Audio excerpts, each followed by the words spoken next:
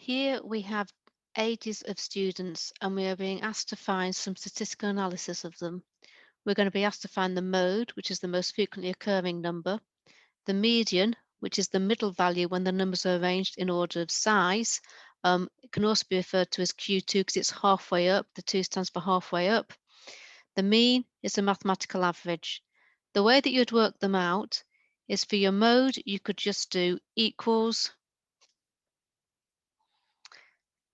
choose some of your functions up here, more functions. If it's not already showing, you would go for mode, you would click your numbers for your array, and we would click back again. For your median, equals, again, you would choose your functions. If it's not showing here, you just go for more functions and you would type median.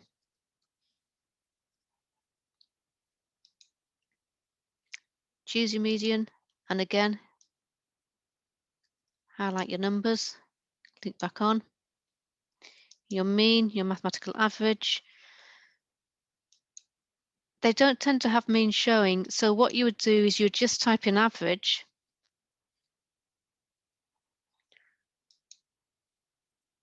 And again, once you're saying OK, because it says return the arithmetic mean, you say OK, highlight your numbers, and click OK.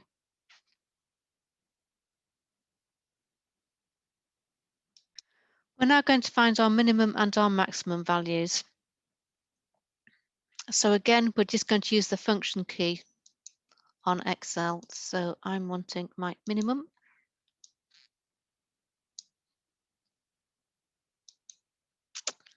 My maximum.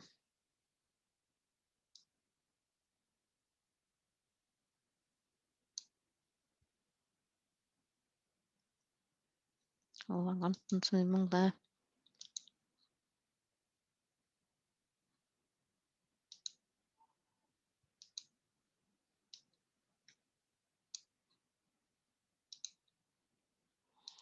And the range, when I'm doing my range, I do my maximum and I subtract my minimum.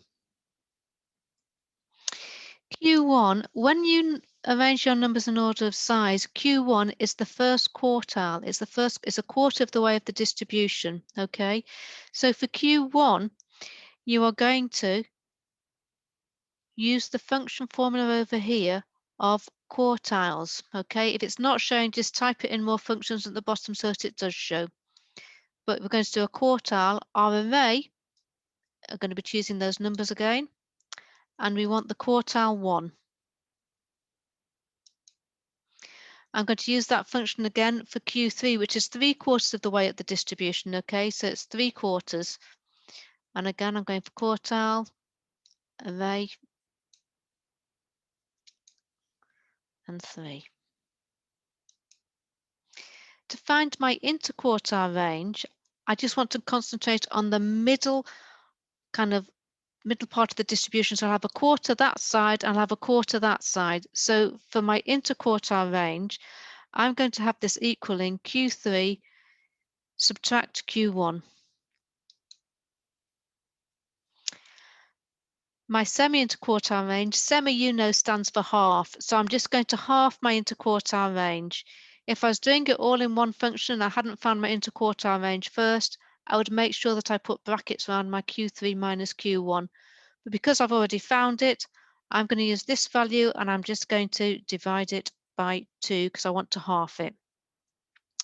Okay, you could be asked to find any of these, okay, when it comes to the next assessment.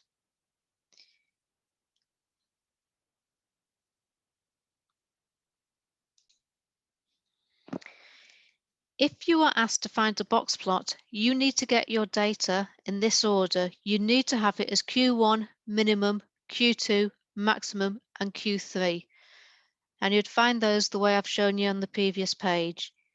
To construct a box plot, you highlight all of these. We're going to go to Insert, and I want to insert a line graph with markers.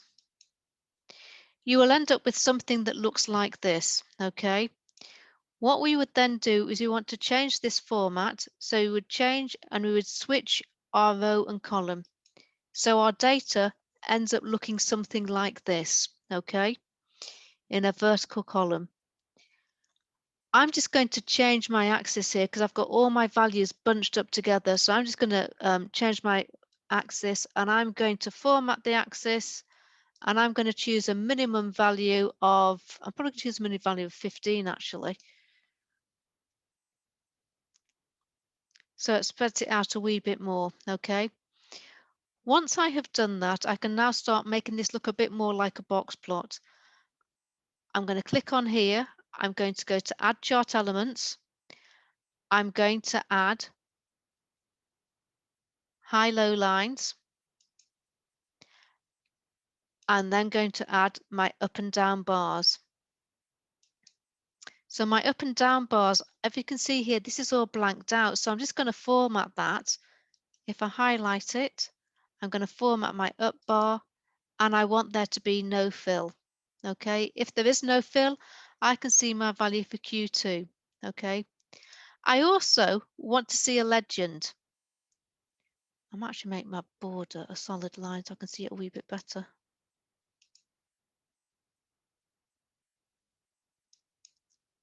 Okay. I also want to have my legend showing at the sides. So again, chart element, legend, I'm going to put it to the right hand side. So this is telling me my minimum value is my orange dot, my Q1 is my blue dot, Q2 is in the middle, Q3 and maximum. I'm then going to give a few titles to my graph and I'm going to label my axis. I'm also going to get rid of that one because that doesn't mean anything. So I'm just going to delete that. Chart title is going to be box plot.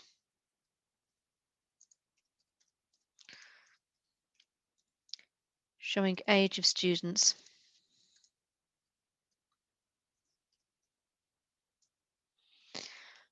I also want to label my y-axis. And I'm going to have this age and it's in years.